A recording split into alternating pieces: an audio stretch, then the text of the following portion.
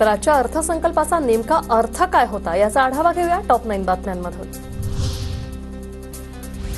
3 लाखांपर्यंतच्या उत्पन्नावर कर लागणार नाहीये। 3 ते 7 लाखांपर्यंत उत्पन्नावर 5% टॅक्स लागणार आहे, तर 7 ते 10 लाखांपर्यंत उत्पन्न असणाऱ्यांना आता 10% टॅक्स भरावा लागणार आहे।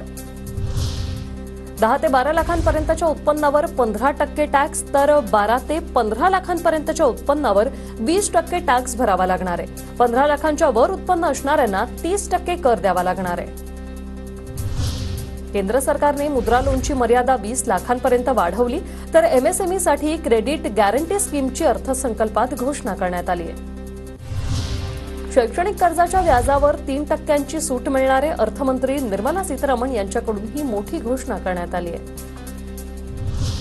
स्टँडर्ड डिडक्शनची मर्यादा 50,000वरून 75,000पर्यंत वाढवली।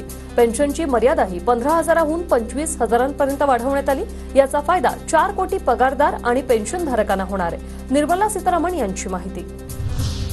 अर्थसंकल्पात विद्यार्थ्यांसाठी विशेष सवलत। विद्यार्थ्यांना शैक्षणिक कर्जात 3% सूट मिळणार आहे। एंजल टॅक्स आजपासून बंद। कॅपिटल गेन टॅक्स 20% वरून 12.5%वर। विदेशी कंपन्यांसाठी कॉर्पोरेट टॅक्स 40 वरून आता 35%वर, तर इन्कम टॅक्स बाबत ही मोठी घोषणा।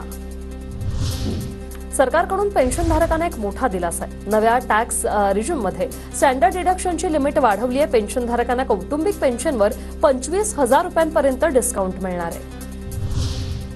देशभरातील 2/3 करदात्यांनी नवीन कर प्रणालीचा स्वीकार केलाय। निर्मला सीतारामन यांची माहिती।